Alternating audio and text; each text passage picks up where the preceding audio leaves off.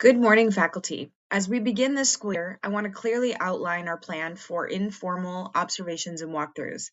My goal is to ensure that the process is transparent, purposeful, growth-centered, and aligned to our shared commitment to high-quality instruction and a strong school culture. Let's talk about why these walkthroughs matter, their purpose, and their process. Informal walkthroughs this year will serve three intentional objectives. First, instructional growth through actionable coaching.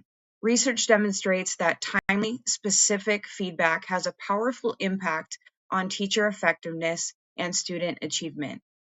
Walkthroughs allow me to provide brief, focused feedback that strengthens instructional clarity and student engagement.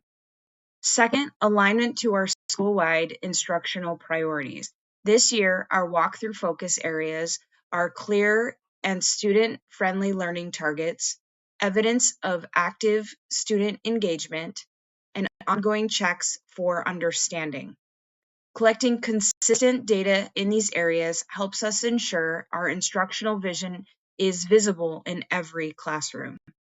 Third, strengthening our professional culture. When feedback is frequent, growth-oriented, and normalized, schools build collective efficacy and trust. Walkthroughs are not evaluative events. They are part of a continuous cycle of improvement. Our walkthrough process. Each walkthrough will follow a consistent cycle.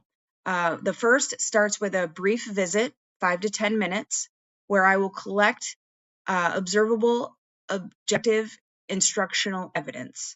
Written feedback will be given within 24 to 48 hours of the walkthrough or observation. Optional coaching conversations are always available if needed. We will sit down, reflection, and implementation of any new teaching instruction that needs to happen.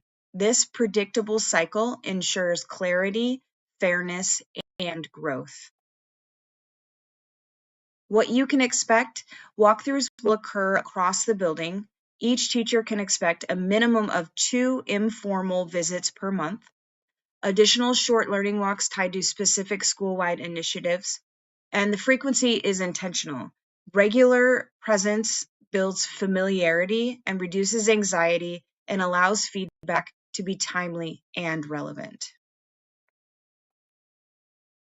What I expect from you is when I enter your classroom, or what you can expect from me is when I enter your classroom, I will position myself in a quiet area, non-disruptive to your students. I will not interrupt instruction. I may review a posted learning target or success criteria. I may examine student work that is in progress. I may ask students brief questions such as, what are you learning?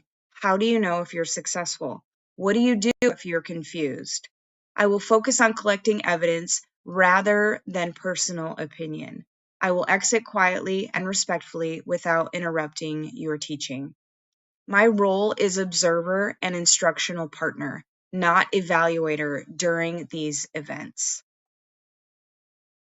What I expect from teachers is to continue their instruction as planned, maintain your classroom routines, and ensure that the learning objectives are visible and referenced during your session. Engage your students in meaningful, standard-aligned tasks. There is no expectation of a performance. Authentic instruction provides the most meaningful feedback. What I expect from your students is to keep learning, continue their active engagement in your classroom. I also would like them to know how to articulate what they are learning and why. They should demonstrate ownership of classroom routines and expectations. These expectations support clarity, consistency, and support student-centered learning. During the walkthroughs, I will collect some evidence in the following areas: visibility and clarity of your learning targets, your level of student engagement, the use of formative assessment strategies, and the ability for your students to articulate what they are learning and why. The alignment between task and objective will also be observed. We'll use Google Forms integrated with our district observation forms to track your walkthrough data.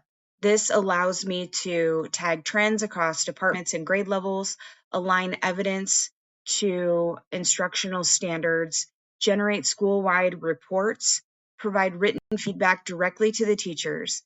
And with this system, you'll be able to receive feedback within 24 to 48 hours. Feedback from myself to the teachers will include specific evidence that I've observed, strengths aligned to instructional priorities, and one focused growth suggestion if appropriate.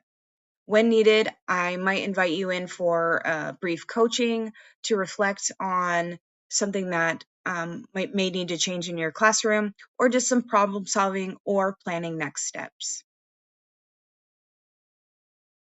My expectations for you is to use this feedback, read it thoughtfully, reflect on how it impacts your students' learning, implement adjustments when appropriate, and reach out if you would like modeling, co-planning, or educational support. Feedback becomes powerful when it informs practice. Our shared goal is continuous instructional refinement. As Marshall emphasizes, frequent, low-stakes observations paired with actionable feedback are more effective than isolated, high-stake evaluations. Walkthroughs are about visibility, growth, and partnership. When implemented with clarity and consistency, they strengthen instructional quality and school culture. My commitment to you is transparency, fairness, and support.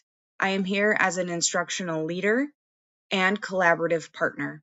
I look forward to learning alongside you this year. Thank you for your professionalism and your dedication to our students.